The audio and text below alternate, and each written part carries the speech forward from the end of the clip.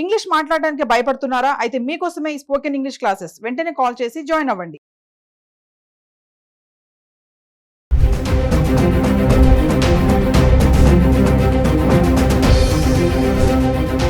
నమస్తే, welcome back to Suman. ప్రస్తుతం మనతో పాటు ఉన్నారు consumers affairs committee chairman Mandari Krishna Reddy గారు. నమస్తే సార్. నమస్తే అమ్మా.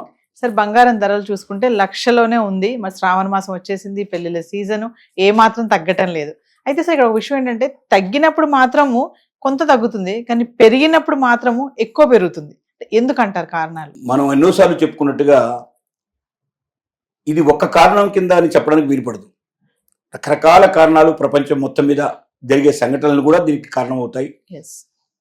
స్టాక్ మార్కెట్ యొక్క ముఖ్యంగా దాని స్టెబిలిటీ మీద ఆధారపడి కూడా బంగారం రేటు ఉంటుంది. చమురు ధరల స్టెబిలిటీ మీద కూడా ఆధారపడి బంగారం రేటు ఉంటుంది. డాలర్ యొక్క విలువ మీద ఆధారపడి బంగారం రేటు ఉంటుంది. తర్వాత ముఖ్యంగా ప్రభుత్వాలు గోల్డ్ను పెద్ద ఎత్తున కొని నిల్వ చేసుకునేటువంటి దాని మీద కూడా ఆధారపడి ఉంటుంది. రకరకాల కారణాలు, ఇన్ఫ్లేషన్ మీద ఆధారపడి ఉంటుంది. ఒక్క కారణం కాదు, కన్నుడి చావుకి ఎన్ని కారణాలు ఉన్నాయో గోల్డ్ రేటు మారడానికి అంతకన్నా ఎక్కువ కారణాలు ఉంటాయి. అంటే కన్నుడి చావు ఎందుకు చెప్తారంటే ఒక కారణం కాదు, రకరకాల కారణాలు, ఆయన చనిపోవడానికి కారణాలు ఉన్నాయి. అలాగే గోల్డ్ రేటు పెరిగినా తగ్గినా దానికి కారణాలు రకరకాలుగా ఉంటాయి. ఏ ఒక్క ఇన్ఫ్లుయెన్స్ దాని మీద పడ్డా జరుగుతుంది.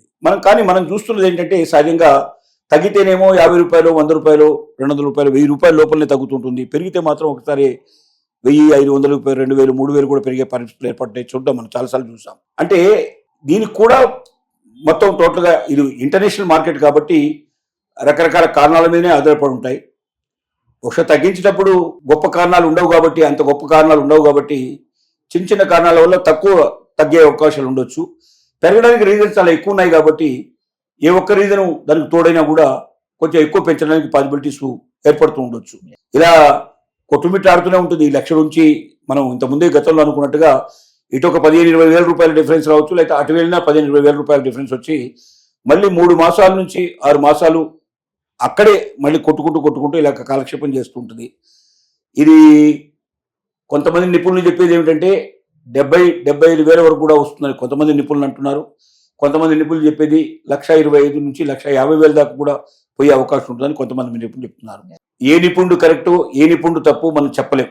ఇప్పుడున్న పరిస్థితుల్లో మనం ప్రతిసారి సలహా ఇచ్చినట్టుగానే ఇప్పుడు కూడా మనం ఏం చెప్తున్నాం అంటే బంగారం కొనగలిగే శక్తి ఉన్న వాళ్ళు ఎవరైనా కొనిపెట్టుకోవడంలో తప్పు లేదు. ఎందుకంటే ఎంత తగ్గినా మళ్ళీ బంగారం పెరుగుతుంది, ఏదో ఒక రోజున పెరుగుతుంది. కొంచెం మధ్యలో గ్యాప్ ఇవ్వచ్చు కానీ మళ్ళీ పెరిగి తీరుతుంది. మొత్తం పూర్తిగా పడిపోవడం అనేది సాధ్యం కాదు.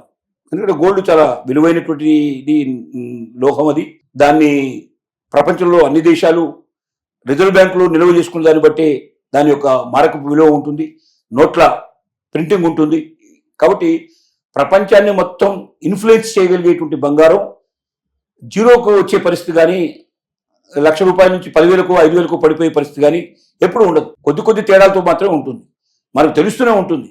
మరీ వెనక్కిపోతున్న టైం అనిపిస్తే అప్పుడు ఆలోచించవచ్చు. కానీ 100% 80%లో మిగతా వాటి అన్నిటికంటే మనకు రియల్ ఎస్టేట్ కానీ లేకపోతే స్టాక్ మార్కెట్ కానీ పడిపోయినట్టుగా లేదా పెరిగినట్టుగా దీంట్లో అవకాశాలు ఉండవు. దీంట్లో కొంత కాన్స్టెంట్గా ఉంటుంది. కాబట్టి డబ్బులు వడ్డీకి కొనుక్కోవాల్సిన ఆలోచన లేకుండా సొంతంగా మీ దగ్గర డబ్బు ఉంటే మాత్రం ప్రిఫరెన్స్ మాత్రం బంగారానికి ఇవ్వచ్చు. బంగారాన్ని నగల రూపంలో కాకుండా ప్యూర్ గోల్డ్ని కొనిపెట్టుకోవడం, దాన్ని బిస్కెట్ల రూపంలో కానీ కడ్డీల రూపంలో కానీ కొనుక్కోవడం కానీ, అలాగే బాండ్ల రూపంలో కొనుక్కుంటే ఇంకా సేఫ్టీగా ఉండే అవకాశం ఉంటుంది. వాటికి ఎక్కువ ప్రిఫరెన్స్ ఇవ్వమని చెప్తున్నాం. కానీ వడ్డీకి తెచ్చి డబ్బులు తెచ్చి పక్కింటి ఆవిడ కొంది, ఎదిరింటి ఆవిడ కొంది అనేదాన్ని ఆలోచన చేసి మన పులిని చూసి నక్క వాత పెట్టుకునే పరిస్థితి ఏర్పడితే చివరికి వడ్డీ ఎక్కువ పెరిగిపోయి మనం నష్టాల్లో పడే పరిస్థితి ఏర్పడుతుంది. అలాంటి పని కాకుండా డబ్బుంటే ఇన్వెస్ట్ చేయడంలో బంగారం అనేది ప్రథమంగా తీసుకోవాల్సిన అవసరం ఉంది. ఎందుకంటే లిక్విడేట్ చేయడం చాలా ఈజీ. అంటే మనకు డబ్బు అవసరం ఉన్నప్పుడు అన్నిటికన్నా స్పీడ్గా డబ్బు తీసుకొచ్చి పెట్టగలిగేది బంగారం కాబట్టి దానికి ప్రిఫరెన్స్ ఇవ్వడం అనేది మంచిది. సో కాబట్టి మరి వెండి గురించి మాట్లాడుకుంటే వెండి కూడా ఎక్కడ తగ్గట్లేదు, అదే రేంజ్లో ఉంది.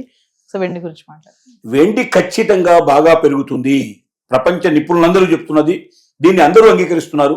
నిపుణులే కాదు, శాస్త్రవేత్తలు కూడా దానికి అంగీకరిస్తున్నారు. ఎందుకంటే బంగారాన్ని నగల రూపంలో ఎక్కువగా వాడటం, ఔషధాల రూపంలో అతి తక్కువ వాడతారు. కానీ వెండిని ఎలక్ట్రికల్ పరికరాల్లో, అలాగే సోలార్ సంబంధించినటువంటి పరికరాల్లో విపరీతంగా ఉపయోగిస్తున్నారు. ఒక పెద్ద వాహనం తయారు చేయడానికి, ఎలక్ట్రికల్ వాహనం తయారు చేయడానికి 80 కిలోలు ఒక్క వాహనంలో ఉపయోగిస్తున్నారు. సుమారుగా లక్షలాది వాహనాలు తయారవుతున్నాయి ఏటా. అంటే లక్షలాది వాహనాలు ఇంటూ 80 వేసుకుంటే మరి ఎన్ని లక్షల కిలోలు కావాల్సి ఉంటుంది వెండి, టన్నుల కొద్ది వెండి కావాల్సి ఉంటుంది. ఇంత వేగంగా ఉంటున్నాయి కాబట్టి మనకు అసలు ఒకప్పుడు బంగారం ధరతో పోలిస్తే ఎక్కడో ఉన్నటువంటి వెండి ఇవాళ చాలా పైకొచ్చింది. ఇంకా వేగంగా వెళ్ళే అవకాశం ఉంది. ఇన్వెస్ట్ చేయడంలో బంగారం ఆ వెండి అంటే వెండినే ఇన్వెస్ట్ చేసుకోమని మనం సలహా ఇస్తున్నాం. వెండి ఖచ్చితంగా పెరుగుతుంది, ఇప్పటికన్నా చాలా రెట్లు పెరిగే అవకాశం ఉంటుంది. అది పైకే పోతుంది తప్ప కిందికి వచ్చే అవకాశం లేదు. కాబట్టి వెండి ఉత్తమమైనటువంటి, మనం ఏదైనా దాచుకోవడానికి ప్రయత్నం చేయడం కానీ సేవింగ్స్ రూపంలో ఆలోచించినప్పుడు వెండి కొనుక్కోవడం వల్ల ఎక్కువ ఫలితాలు వస్తాయని మాత్రం చెప్పగలం. సో ఫైనల్ గా ఇప్పుడు సీజన్ కాబట్టి, పెళ్లిళ్ళ సీజన్, శ్రావణ మాసం, మహిళలు చాలా మంది బంగారం కొనడానికి ఇంట్రెస్ట్ చూపిస్తుంటారు. అంటే కొనే ముందు తీసుకోవాల్సిన జాగ్రత్తలు ఏముంటాయి సార్? బంగారం తీసుకోవాలి అన్న కొనే ముందు అదే ఏంటంటే, మనకు ఆర్నమెంట్ రూపంలో తీసుకున్నప్పుడు ఏమవుతుందంటే మనకు 22 క్యారెట్స్ కానీ 20 క్యారెట్స్ కానీ 18 క్యారెట్స్ కానీ వచ్చే అవకాశం ఉంటుంది. ఆ క్యారెట్స్ని సరిగ్గా గమనించలేకపోతే మనం ఇబ్బంది పడతాం. ఎందుకంటే దాంట్లో ఎంత రాగి కలిపారు, ఎంత ఏం కలిపారు మనకు తెలియదు పూర్తిగా. ఆ పరీక్షలన్నీ జాగ్రత్తగా చేయించుకోవాలి. హాల్ మార్కు లేకుండా ఎట్టి పరిస్థితుల్లో కొనకూడదు.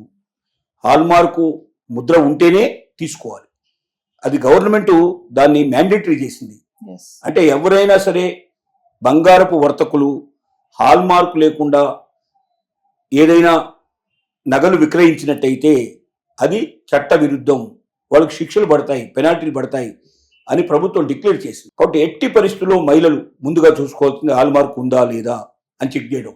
రకరకాల కబుర్లు చెప్తారు, దీనికి హాల్ మార్క్ అక్కర్లేదండి, మేము ఉన్నాం కదండి, మా రసీదు ఉంది కదండి, ఇలా మోసం చేస్తారు. నమ్మొద్దు.